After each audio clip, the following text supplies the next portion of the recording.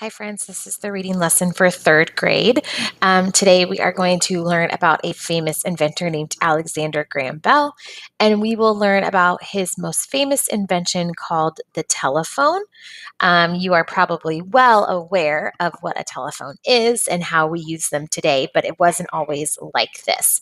So please make sure that you have your booklets open to page 4, that you have a pencil and a highlighter.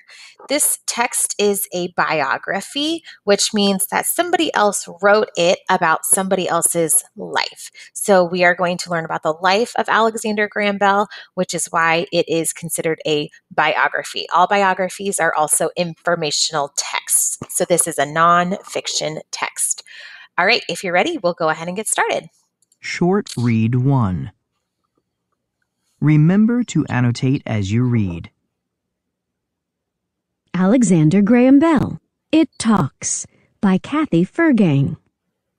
Telephones have connected people to one another since the late 1800s. Alexander Graham Bell invented this important communication tool. Bell was born in Scotland in 1847. His mother was deaf. This made Bell want to learn all about sound. He learned how it travels as vibrations or sound waves. He wanted to find new ways for people to communicate. As an adult, Okay, so let's stop there for a moment and let's go ahead and do some highlighting. So we learn about, right away, we learn that Alexander Graham Bell invented the telephone. So let's go ahead and highlight that part. It's kind of confusing because it's in two different sentences. So let's go ahead and highlight the word telephones. And then let's highlight in the second sentence, Alexander Graham Bell invented this important communication tool. Okay. Now, we learn that Alexander Graham Bell was born in Scotland in 1847. His mother was deaf, which means that she could not hear. So because she couldn't hear, what was Bell interested in? Sound, right? So he wanted to find new ways for people to communicate. So he said his mom can't communicate very well because she can't hear. So he was really interested in what that was going to look like. So we probably should highlight a bunch of that. So it says his mother was deaf. This made Bell want to learn all about the sound. He learned how it travels as it vibrates, as vibrations or sound waves. He wanted to find new ways for people to communicate. We should probably highlight all of that. It's all super important to Alexander Graham Bell's invention, right? Okay. Now, we're not going to highlight as much in the other paragraphs, but this paragraph just kind of sets the scene of what Alexander Graham Bell was interested in. So let's go ahead and keep reading. Bell taught at several schools for deaf students in Boston. His wife was also deaf. All the while, he kept learning more about how sound works. He also studied the human voice. Okay, so now we learn that he started teaching deaf students, right? So he taught at several schools for deaf students. And we also learned that his wife was deaf, right? And so he kept learning more and more about how sound works. And he studied the human voice. So just really interested in communication and how it all works and fits in. All right, let's keep going. Bell dreamed that people would one day talk with electricity. At the time, people could only send telegraphs. These were coded messages sent over wires using a system of clicks and blips. The messages were then written down and delivered by hand. Can you imagine, you guys, having to send a message through a telegraph? So it's like clicking and blips, and then someone would have to transcribe it or write it down by hand and then deliver it. That takes so long. Think about you right now. Do you have a phone? Maybe you do, maybe you don't, but your parents do. And they can text, they can send something right away, they can call somebody right away.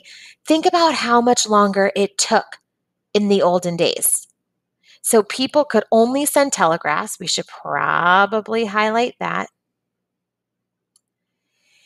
And that he really hoped that someday people would get to talk with electricity, right? So maybe we should highlight that. Okay, let's keep going. Alexander Graham Bell. Bell began to experiment with electric wires. He wanted spoken words to travel a long way from person to person. After many tries, Bell finally succeeded. On March 10th, 1876, a call reached his assistant in the next room. "Mr. Watson, come here. I want to see you." These were the famous words of the first phone call ever made. Bell had achieved his goal. Wow. So we learned that Bell started experimenting with these electric wires, right? And he needed them to travel long ways from person to person. And he kept trying and trying and trying. But it says he finally succeeded.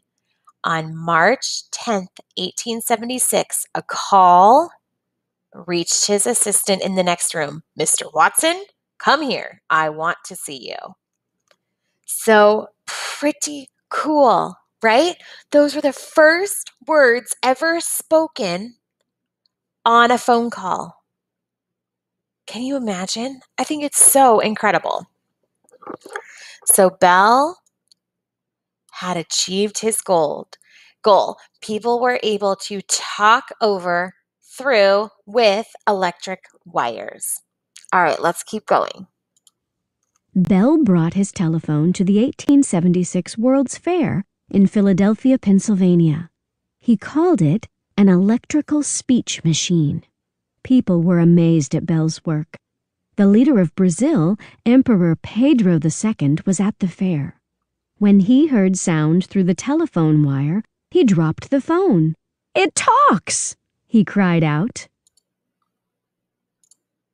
Okay, so Bell then, after his telephone worked, he brought it to the World's Fair, which is what people did when they wanted to show off their achievements. So he called it the electrical speech machine, and people were amazed, right? Because they'd never seen anything like that before. And even the leader of Brazil, he heard the sound and he was amazed. He said, "It talks," right? I mean, can you imagine just being there and not ever seeing anything like it and then being able to see something that talks? It's incredible. Okay, let's go ahead and keep reading. Bell's invention was revolutionary. In 1877, he established the Bell Telephone Company. 3 years later, there were more than 130,000 phones in American homes.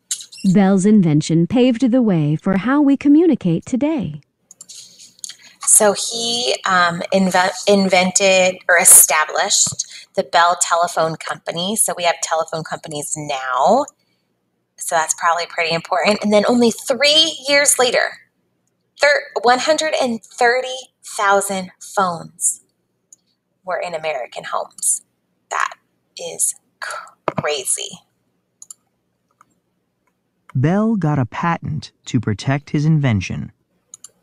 So a patent is what someone gets when they want to make sure that no one else can copy or steal the work that they did. So he made sure that was his invention, and he was able to protect it. So pretty interesting story. We're going to read tomorrow. We're going to read about a more about the telephone and how we've gone from it just being this simple invention to now what it is now, including things like FaceTime and all that kind of stuff. So what we're going to do is you are going to be in charge of writing a summary. I'm going to get you started on the summary and then you will finish it. If you are in Mrs. Peterson's class, you need to make sure that you read it to me on Canvas. If you're in Mrs. Smith's class, she may or may not have you do the same thing as well. So let's start by writing the word summary. We're going to write it on page 5. Actually, you can write it on page 4 or 5. It does not matter.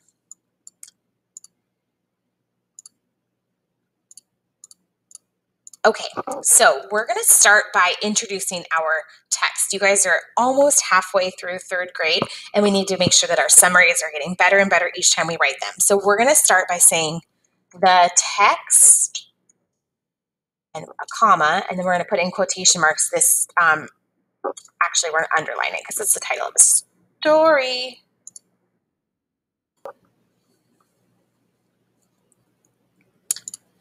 Oops, that's not what I wanted to do. So Alexander, whoops.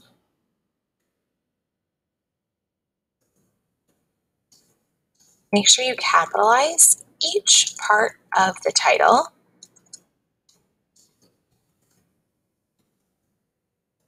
And include that exclamation point, and then make sure you underline it as well.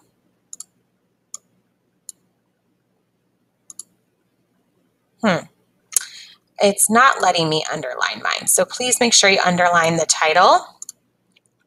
For some reason, it won't let me do it. Okay, so the text, Alexander Graham Bell, It Talks, is about,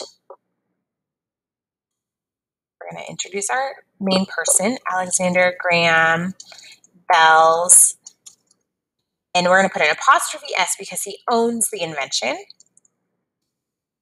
of the telephone. Now, I want you to write one more sentence telling me when he actually invented the telephone. So you can start by saying, Bell worked hard and finally succeeded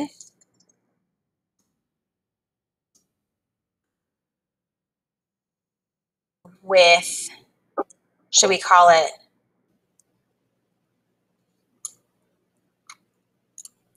maybe not with, finally succeeded, and then you can tell me when, on, and I'll let you finish it. So go ahead and finish your sentence when he finally invented the telephone, what the date was, and then you can read your whole summary on Canvas in your Canvas assignment. Okay, friends, great job today. We'll see you later.